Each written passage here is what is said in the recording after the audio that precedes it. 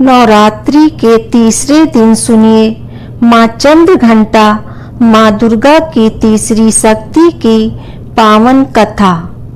या देवी सर्वभूतेषु माँ चंद्र घंटा रूपेण संस्थिता।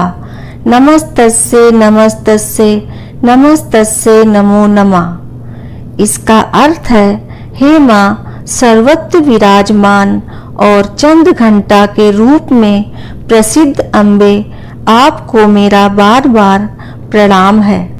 नवरात्रि के तीसरे दिन माँ दुर्गा के चंद्र घंटा स्वरूप की पूजा की जाती है।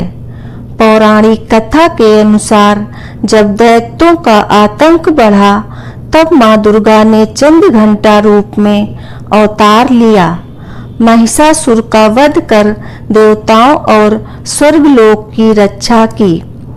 जब महिषासुर ने स्वर्ग पर अधिकार करने की इच्छा से देवताओं के साथ युद्ध शुरू कर दिया, तो देवता त्रस्त हो गए। देवताओं ने ब्रह्मा, विष्णु और महेश से मदद मांगी, जिससे उनके क्रोध से एक ऊर्जा उत्पन्न हुई और उससे माँ चंद्र घंटा का रूप प्रकट हुआ। भगवान शिव ने उन्हें अपना त्रिशूल, भगवान विष्णु ने अपना चक्र, भगवान इंद्र ने घंटा और भगवान सूर्य ने तेज और तलवार और सिंह प्रदान किया। माँ चंद्र घंटा ने महिषासुर का वध कर देवताओं और स्वर्गलोक की रक्षा की। चंद्र घंटा देवी का स्वरूप शांत और कल्याणकारी है। माँ चंद्र घंटा का स्वरूप शांति और कल्याण का प्रतीक है।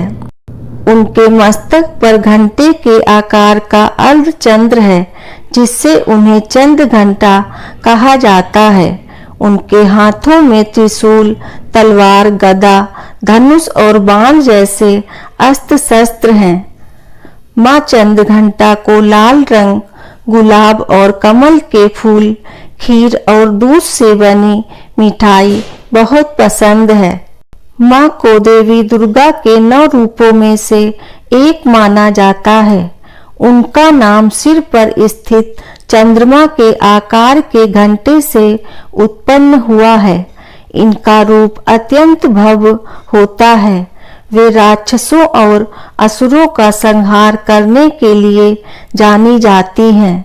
उनका स्वरूप और उपासना विशेष रूप से नवरात्रि के दौरान प्रमुख होती है। देवी चंद्र घंटा का रूप अत्यंत सुंदर और सशक्त है। उनका रूप घमंड और क्रोध से परे होता है। उनका चेहरा शांत और सौम्य है, जैसे कि चंद्रमा की चांदनी रात में शांति का आभास होता है। उनके माथे पर स्थित चंद्रमा के आकार का घंटा उनके शांति और शक्ति के संयोजन का प्रतीक है। देवी चंद्र घंटा को भगवान शिव की शक्ति के रूप में पूजा जाता है। माँ चंद्र घंटा के 4 हाथ होते हैं, जिनमें से एक में वे घंटा पकड़े हैं, जो उनके नाम का प्रतीक है। दूसरे हाथ में एक धनुष और तीसरे हाथ में बाण होते हैं, जो युद्ध और संघर्ष के समय उनकी वीरता और साहस का प्रतीक हैं। चौथे हाथ में देवी एक त्रिशूल पकड़े हुए हैं, जो शक्ति, नियंत्रण और धैर्य का प्रतीक है। उनके वाहन सिंह का प्रतीक है, जो साहस और शक्ति का प्रतिनिधित्व करता है। एक बार देवताओं और असुरों के बीच युद्ध छिड़ गया था। तब असुरों के राजा महिषासुर ने देवताओं को पराजित कर दिया और स्वर्ग पर अपना शासन कर लिया। देवताओं की स्थिति अत्यधिक दयनीय हो गई। तब सभी देवता भगवान शिव के पास पहुँचे और उनकी मदद की प्रार्थना की।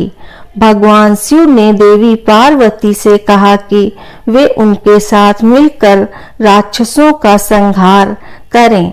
देवी पार्वती ने भगवान शिव के आदेश का पालन करते हुए अपने शरीर से एक बहुत ही भव्य रूप लिया और उसे चंद्र घंटा नाम दिया। इस रूप में देवी का रूप अत्यधिक भव्य और युद्ध के लिए उपयुक्त था। उनके साथ उनका वाहन सिंह था और उन्होंने कई प्रकार के शस्त्रों से राक्षसों को पराजित किया। नवरात्रि के तीसरे दिन मां चंद्रघंटा की पूजा की जाती है। इस दिन विशेष रूप से उनकी शांति और शक्ति को प्राप्त करने के लिए विधि पूर्वक मंत्रों उच्चारण किए जाते हैं। भक्त देवी से बुराइयों से मुक्ति, मानसिक शांति और भय से उन्नति की कामना करते हैं।